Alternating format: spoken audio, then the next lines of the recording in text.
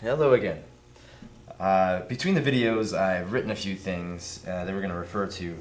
So here's the initial point of some vector p, so the terminal point q, and in general, to find the component form, we're going to do the x values of p and q and the x values of p and, or the y values of p and q. So you get the x of q minus the x of p and the y of q minus the y of p, and that order is important. Let's do number 5 as an example. Number 5 wants us to find the component form and the magnitude of this vector that they're going to give us. Okay, so here we have initial point 2, 2, terminal point negative 1, 4. They want us to find the component form and then the magnitude. Okay, so the component form, we're going to follow this right here. You follow along here. We're going to take, to find the component form, for the x values, we're going to take the x of the terminal point minus the x of the initial point, and then the y of the terminal minus the y of the initial. And we wind up with negative 3, 2.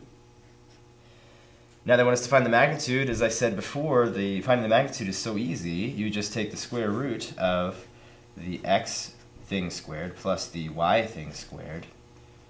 That's 9 plus 4. 9 plus 4, of course, is 13.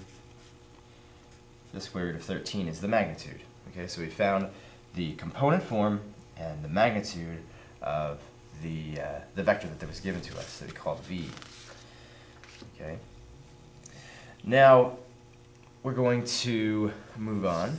Now that we've been able to find all of these things, we're going to talk about operations of vectors. What does that mean? Well, what are operations of numbers? Operations of numbers are addition. I can add two numbers together.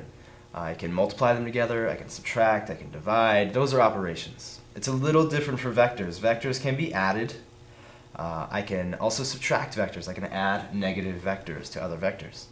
But the multiplication part, and there's not really any division, because division is just really multiplication by like fractions and stuff. So if we wanted to divide a vector, we can multiply it by a fraction. So we have multiplication. You don't multiply two vectors together. Okay? You add vectors and you subtract vectors, but when we talk about multiplication, you only multiply a vector by a number, and often this number is called a scalar. So a scalar multiple of a vector would be like if I had v and I could multiply it by 5 and I had 5v, but I wouldn't say the vector u times the vector v. That wouldn't really have any meaning. Okay, so we'll talk about that, and using those definitions we're going to derive some properties that we read in our book, and you will find them on page 428.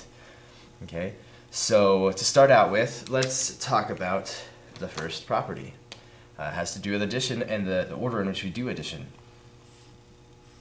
Okay, let's say I have the vector, and for this one I'm just going to use colors, okay, rather than u and v and all this kind of stuff, until the very end of the example. So here is u, and here's v. Here's green and here's red. So let's do this in two different orders. First, let's take u and add v. Let's take green and add red. Adding means, to add two vectors, means take this vector, slide it over so that the initial point of this vector touches the terminal point of the first vector. Right? So if I think about the addition, the one that's second, the one that gets added, is the one that gets moved. Okay, in a way. So I'm going to take this second one and add it to this one. Okay, it's not too hard to imagine. So if I slide this guy over and I put him right here, the result is, let's make it purple vector. So purple vector goes from the initial of this one to the terminal of this one. Okay, so we can see it has a magnitude and a direction. Let's see if this is any different from, instead of taking green to be first, let's take red to be first. Let's take red and let's add u. Let's add green to it. So let's slide this guy right in there. And let's draw a purple vector right from here to here. Are those the same? Yeah, they have the same magnitude, same direction, they're the same. So this property is that u plus v is equal to v plus u.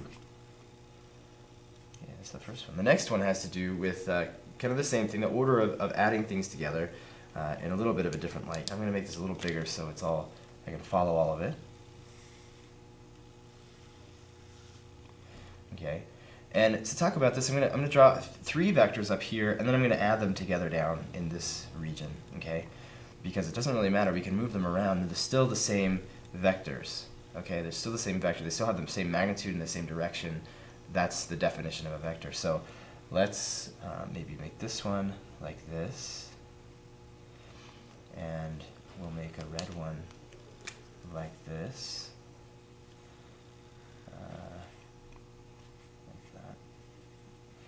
And then we'll make a purple one that goes like this. Okay, so there's those 3 vectors. Okay, what we're going to do is we're going to add these together in a bit of a different order. Because we can only add 2 vectors. You can't really add 3 vectors. To add 3 vectors, you have to add 2 vectors, get a new vector, add that vector to this third vector. Okay, so should we add these 2 first, and then add this one to that? Or should we add these 2 first, and then add the result to this? Well, let's see if it makes any difference. Okay, so first we're going to add these 2 together. Yeah, we're going to take this one, and then we're going to add the red one.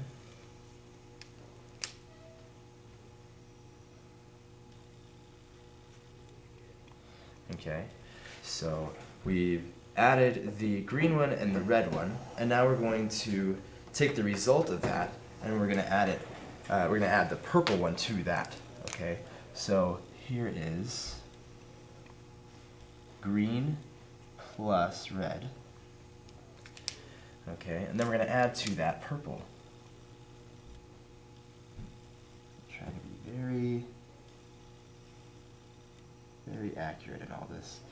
Okay, so our resulting vector is this black vector that you see we added green and red. We added red to green, and we got blue. And then we took the blue one and we added to that purple. So the result is this little guy right here. And you can see that it starts from the initial of green, right, where we started, and then we did all this addition and we wound up back over here. So it goes from the initial to the terminal of the last one. But is that any different from adding these 2 together and then taking that new vector and then adding it to this vector? Well, first, in order to do that, we need to add red and purple first. So let's take red, maybe right over here,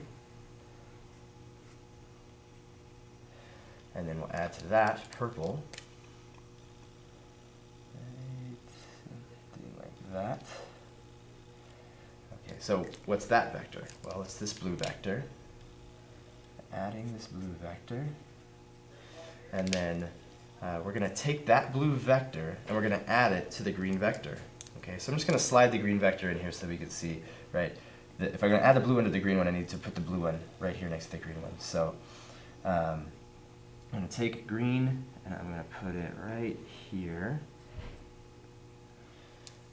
Okay, so I've added the blue one to the green one. What's the result? It's this little black one. And, you know, disregarding the little inaccuracies due to my drawing these arbitrary vectors, we can see, for the most part, they have the same size and direction. So the second property is, well, it's the associative property. Okay, it's a lot like the associative property of addition, of numbers. So I could add u and v first, and then add w. Or I could just take v and w and add them together, and then add that to u. It doesn't matter. Okay, let's go to the third one. Third one's real simple, and it defines a particular vector, the 0 vector, 3. This is property 3, not exercise 3. Here's a green vector, And the 0 vector is pretty much just a point. It's a vector that doesn't go anywhere. It doesn't have any magnitude or any direction. So what if I add this nothing to this something? I have the something only. So the third one is that u plus the 0 vector is equal to just u. Okay? Not very exciting. How about 4? Okay? So this is going to kind of define what does it mean for a vector to be negative. Okay? Here is, say, the vector u. Okay? Now what I want to do is add negative u. So let's talk about what does negative u mean. Okay? Well, one example of a vector is driving in a certain direction. Say I'm driving northeast at a certain speed, and then I turn around and I drive somehow in the negative of that vector, the negative of the direction that I'm driving currently. So if I was driving northeast at 30 miles an hour, I would drive southwest at 30 miles an hour, right? So if I go this direction at the exact same speed, with the exact same magnitude, that's negative, okay? So here is u, and here is negative u. What happens if I add u to negative u? Well, I'll take negative u and I'll add it to u. Okay, this is the vector that starts at the initial point of the green one and ends at the terminal point of the purple one, but that's the same place. It's just right there. Okay, so u plus negative u is equal to nothing. It's the 0 vector is what we call it. Okay, so that's the fourth one. Let's take a look at the fifth one. Okay, the fifth property goes like this. If I were to take this vector right here, and I were to multiply it by 3, first we have to talk about what does that mean to multiply a vector by 3. Well, that means a vector that goes in the same direction but has 3 times the magnitude. So it has, here's 1, and this is twice as big, and this is 3 times as big. Okay, now let's take that purple vector, and we will multiply that by 2. So here, we're taking the purple one, multiplying it by 2, that's 1, and that's 2. Okay, so first I multiplied it by 2, or first I multiplied the green one by 3, then I multiplied the purple one, the result, by 2. Well, let's do this again, but let's do it a little bit differently. Here is still u. Okay, first let's take u and let's multiply it by 2.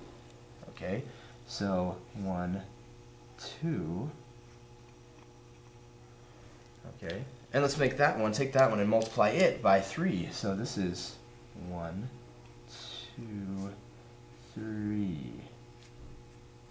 Okay, hopefully I've drawn it in a believable way that the two processes are exactly the same thing. Okay, so the fifth property goes like this. It's just that if I took a number and I multiplied it by v first, like this, let's see, v, and I multiplied it by some constant, d, and then I took that and multiplied it by c, then really it's the same thing as taking c, multiplying it by d, and then multiplying that by v. Okay, so let's see. Really what it should be is that, not necessarily the order, but okay, I take, here I took v and I multiplied it by a vector, by a scalar first. Yeah, v, okay, let's call it v. So I took the vector v and I multiplied it by 2, or I multiplied it by 3, and then I multiplied it by, multiplied that by 2. But what if I just multiply the 2 and the 3 together? That's what I should have gotten at. What if I multiply the 2 and the 3 together, and then I just multiplied this by 6? So 1, 2, 3, 4, 5, 6. Okay, that's what it really is. Okay, so whether I multiply the vector by a number and then by another number, or I multiply the numbers together and multiply that by v, it's the same thing. Okay, I know it's taking a while, but we'll get to it in the next video.